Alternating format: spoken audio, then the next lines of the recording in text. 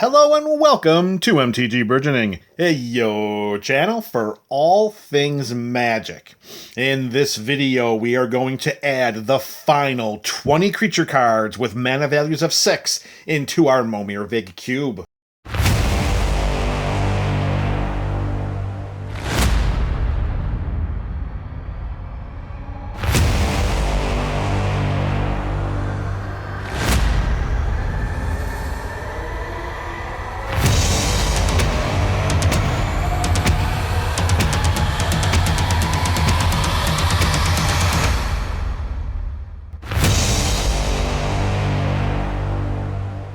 What is going on, MTG BC? You are the MTG Burgeoning community. Welcome back to another installment of our soon-to-be-ending Momir Vig Cube Series. If you are unfamiliar with the goals or the purpose of this series, you can go skulking around in the description below and click the link to MTG Burgeoning's introduction to the Momir Vig Cube. And while you're down there in the description just skulking away, you can also click the link to Cube Cobra, where you can view the entire contents of the cube as it stands right now. So here we go. The last 20 creature cards with CMCs of 6 are going into the cube, and we're going to start things off with a mono red dragon, the Two-Headed Dragon. It's a 4/4 with flying, and for every 1 in a red mana we pay, it gets +2/+0 until end of turn. Note that you need to have that red mana in order to activate this ability, so be sure to diversify your basic land library. Two-Headed Dragon has Menace, and Two-Headed Dragon can also block an additional creature. So whether we're on the offensive or on the defensive, Two-Headed Dragon certainly is not a giant. Two-Headed Dragon could be a stalwart on both sides of the battlefield. Just make sure we've got those mountains so we can jack up its power. Creature number 2 is a mono green edition. We have Ulvenwald Hydra, going back to the days of Shadows over Innistrad.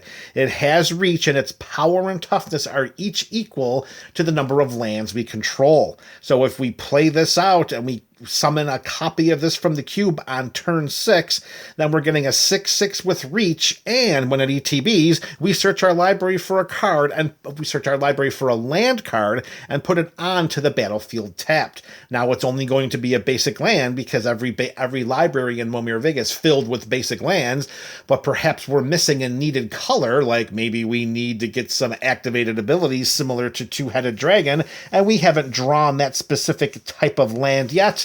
Ulvenwald can come down and say, yo, I got this. Alright, creature number 3, mono black, we have Underworld Hermit. It's a 3/3 human peasant, and when it ETBs, we create a number of 1/1 green squirrel creature tokens equal to our devotion to black. To factor devotion to black, we count the number of black mana symbols and casting costs of permanents we control.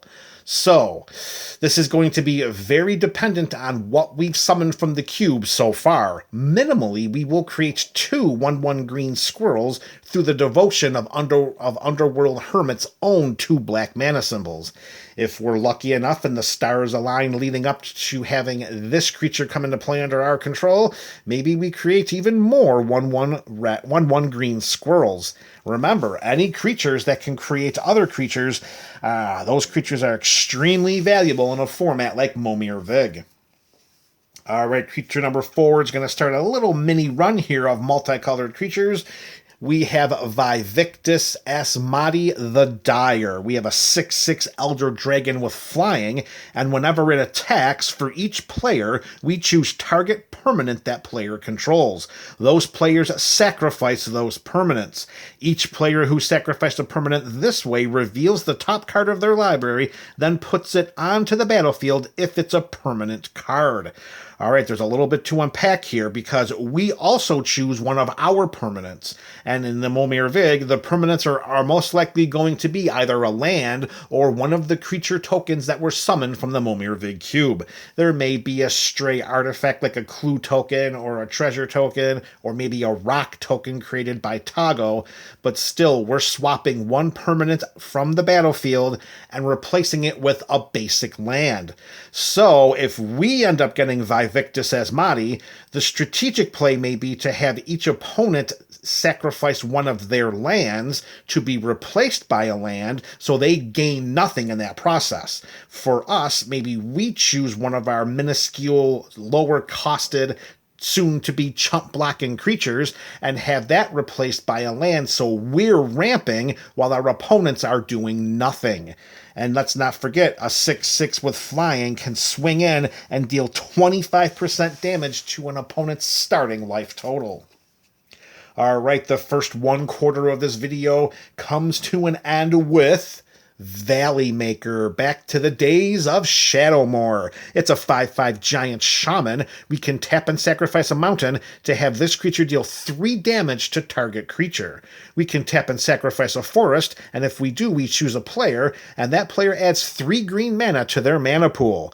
Both of these activated abilities are only good if we have a mountain or forest on our side of the battlefield. Both are extraordinarily powerful. We are able to deal some direct damage to creatures, which in a format like Momir Vig, that's void of any instant or sorcery spells. Removal is key, and we could sacrifice one of our mountains to remove a creature from the battlefield as long as its toughness is 3 or less. And then we can also tap for the forest, and we can accelerate our mana on our next turn for the purposes of trying to summon one of the biggins from tier 8. That would help us to accelerate and get one of those creatures onto our side of the battlefield ahead of curve. But again, we can only activate those if we have those forests or mountains on our side of the battlefield, so make sure you diversify. We're going back to mono black here for creature number 6, and it is Vampire Warlord, a 4/2 vampire warrior. We can sacrifice another creature to regenerate Vampire Warlord. So a couple of different ways we can work this. We can send this into combat as a 4/2, and if it's, blocked down and we have to, and it dies, well, then we sacrifice another creature in order to regenerate it. More often than not, however, I think we would be using this as a sacrifice outlet for the purposes of triggering some of our other abilities of creatures we have summoned to our side of the battlefield. Another mono black edition, and this one, ooh baby, this one could come down and take complete control of the game. It is Vein Drinker, a 4/4 vampire with flying, so we know we can swing in for some combat damage with that evasion. We can pay a red mana and tap Vein Drinker, and it fights target creature we don't control. That's a big deal. Actually, it's not even target creature we don't control. It's just tap a red mana, tap Vein Drinker. It deals damage equal to its power to target creature. That creature deals damage equal to its power to Vein Drinker. So we could conceivably target our own creatures for this ability. And why would we do that? Because whenever a creature is dealt damage by Vein Drinker this turn and it dies, we put a +1/+1 counter on Vein Drinker. So maybe that creature was blocking up and was going to, let's face it, die anyways. We can quick tap a red mana, tap Vein Drinker, send it to the graveyard anyways, and get the benefit of that +1/+1 counter. That's going to make this flyer even bigger each time we do so. But let's face it, more often than not, we're looking to ping around the table any creatures that we can send to the graveyard and keep Vein Drinker on our side of the battlefield while the +1/+1 counters keep stockpiling upwards. All right, we're going back to a multicolored creature here. It is Vela the Nightclad. We have a 4/4 human wizard with Intimidate. If you're unfamiliar with this mechanic, a creature with Intimidate can not be blocked except by artifact creatures and or creatures that share a color with it. So for Vela can only be blocked by blue creatures, black creatures, or artifact creatures. Even more importantly, however, other creatures we control have Intimidate. Keep that in mind, because remember, every creature that's summoned from the Momir Vig Cube is done so randomly, so it could very well be possible that we can send in multiple creatures into combat and have them not be able to be blocked. As an additional bonus, whenever Vela or another creature we control leaves the battlefield, each opponent loses 1 life. Again, with a sacrifice outlet, we can really control the battlefield with the Intimidate creatures and a way in which to have our opponents get drained for 1 life each time one of our creatures leaves play. We're going back to mono black here, and it is Vengeant Vampire, a 4/4 with lifelink, and whenever it dies, we destroy target creature an opponent controls, and we gain 4 life. That's a pretty big deal here in the 6 spot. We've got a lifelinker that helps us to rebuild our life total, as well, in which it's a 4/4, so I mean, it's not the biggest power and toughness that we could possibly hope for, which could work to our advantage, because if we send it into combat with the aspiration of it getting killed, then we can destroy a target creature one of our opponent's control, and we gain 4 life. All right, rounding out the first half of creatures in this video, we're going mono white for the first time. It is Victory's Herald, a 4/4 angel with flying that whenever it attacks, attacking creatures gain flying and lifelink until end of turn. In a format like this where everything revolves around combat, having an entire board that flies and gains life can completely tip the scales in our favor. We can look at Victory's Herald as a win condition here in the 6 spot. Speaking of completely tipping the scales of the battlefield into our favor, creature number 11 knows a little bit something about that. That is Viscera the Dreadful. We're going back to the days of Onslaught for this Gorgon legend. She's a 5/5 with flying, so she's got a nice beefiness and evasiveness to her, but maybe more importantly, we can turn her sideways to activate her ability to destroy target creature, and it cannot be regenerated. Note that this ability is not restricted to any specific color or type of creature. It's just destroy target creature. It can't be regenerated. Next up, staying with big, beefy flyers, we're going multicolored this time. It is Varash the Hunter, a 6/6 dragon with flying, and whenever it deals combat damage to a player, we may pay 2 and 1 green mana. If we do, we put 6 +1/+1 counters on Varash.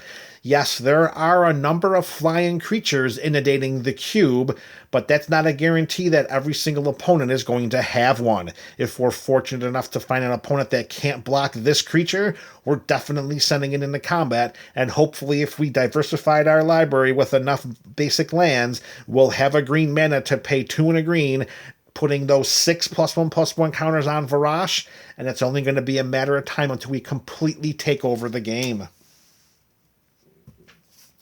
All right, we're going back to mono green here, back to the days of Avacyn Restored for Vorst Claw. It's a 7/7 elemental horror. That is all. Staying with mono green, this time we have Wake Root Elemental. It's a 5/5 elemental. Yes, you see that casting cost, folks. It is 5 green mana. I don't know in a game of Momir Vig if this could ever possibly be activated. If so, then we have a very advantageous benefit to doing so. We pay 5 green mana to untap target land we control, and it becomes a 5/5 elemental creature with haste that's still a land. Again, even in the most diversified and perfectly balanced basic land library, it may be most challenging to get 5 forests onto our side of the battlefield in order to activate Wake Root Elemental's ability. Continuing our run of mono-green creatures as we reach the 3/4 mark of this video, we have Wolverine Riders. It's a 4/4 elf warrior that at the beginning of each upkeep, notice I stressed each upkeep and not just our upkeep, at the beginning of each upkeep, we create a 1/1 green elf warrior creature token. So every round of turns, we're getting a creature onto our side of the battlefield that can either act as a chump blocker or as part of an ever-growing army that can swarm an opponent right off of the battlefield. And as an additional bonus, whenever another elf enters the battlefield under our control, we gain life equal to its toughness. So if we summon a copy of Wolverine Riders to our side of the battlefield, and we have 3 other opponents, by the time it gets to our next turn, as long as we still have Wolverine Riders during each of those turns, we create 3 1/1 green elf warrior creature tokens, and we gain 3 life. In that way, we should be able to win that game very soon after. All right, our first colorless addition to this video, we're going back to the days of Exodus, folks. While it was, Exodus is the set symbol, this is clearly from Mystery Boosters or the list, but still, it is Workhorse. It comes into play with 4+1/+1 counters on it, and we can remove a +1/+1 counter from it to add 1 colorless mana to our mana pool. Note that this ability does not have the "you may activate this only as a sorcery" clause. So, Workhorse could come down in the 6th spot, and then during our next turn, we can remove enough +1/+1 counters to generate enough mana with, in conjunction with our basic lands and other mana resources to summon a creature from the 8 tier. I should say from the 8+ mana tier. All right, the next creature coming up is going to highlight one of the points of the cube that, let's face it, is well documented throughout this series, that not only are some creatures not uber powerful or not uber helpful, they can also single-handedly lose you the game. And here for this mono red edition, it is World Gorger Dragon. It's a 7/7 Nightmare Dragon with flying and trample. You're thinking to yourselves, how could this possibly lose me the game? Well, when World Gorger Dragon enters the battlefield, we remove all other permanents we control from the game. So we exile all permanents we control from the game, keeping in mind that all creatures that are summoned from the Momir Vig Cube are token copies of those creatures. Once those tokens leave the battlefield, they cease to exist. When World Gorger Dragon leaves play, we return the exiled cards to our control, back to the battlefield under their owner's control. This will bring our lands back to play, but it will not bring our creatures. And also note, in the 6th spot, we're starting all over again by rebuilding our mana. We have no lands in play, and the best we can do the next turn is summon a creature from the 1 spot. And that is only if we have a land in our hand to discard and a land to play. World Gorger Dragon could be a true nightmare for the player that summons a copy of it to their side of the battlefield. All right, next up, speaking of another creature that can really, really wreck your game, it's a mono-black demon. It is Zathrid Demon. It's another 7/7 with flying and trample, and at the beginning of our upkeep, we sacrifice another creature other than Zathrid Demon. Then each opponent loses life equal to the sacrificed creature's power. If we can't sacrifice a creature, we tap Zathrid Demon and we lose 7 life.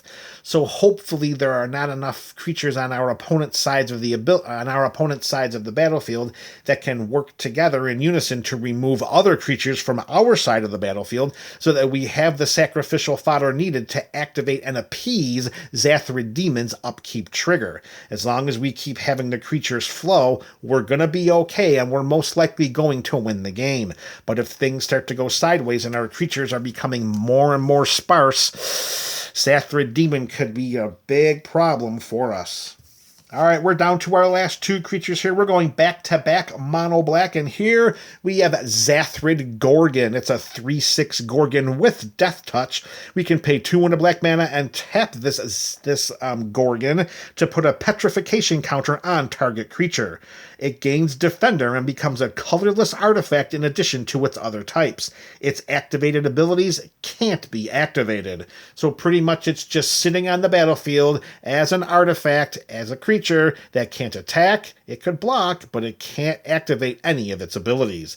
This is an ability that can only be activated if we have the black mana to do so. So once again, make sure you are diversifying that basic land library. And bringing this video to a close, creature number 20 here and number 200 overall in the 6th spot. It is Zunam Jin. It's a 5/6 with flying, but it gets -2/-2 as long as blue is the most common color among all permanents or is tied for most common. This is going to be completely dependent on what the board state looks like. Remember, every creature summoned from the cube is done so randomly. We have no idea if there's going to be any blue permanents or if they're all blue permanents. Hopefully we'll have a 5/6, but it's possible that we have a 3/4. All right, there we go. MTG BC, 200 creature cards in the 6th spot of our Momir Vig Cube. Let me know in the comments section below, which are your favorites. This is MTG Burgeoning, a yo channel for all things Magic.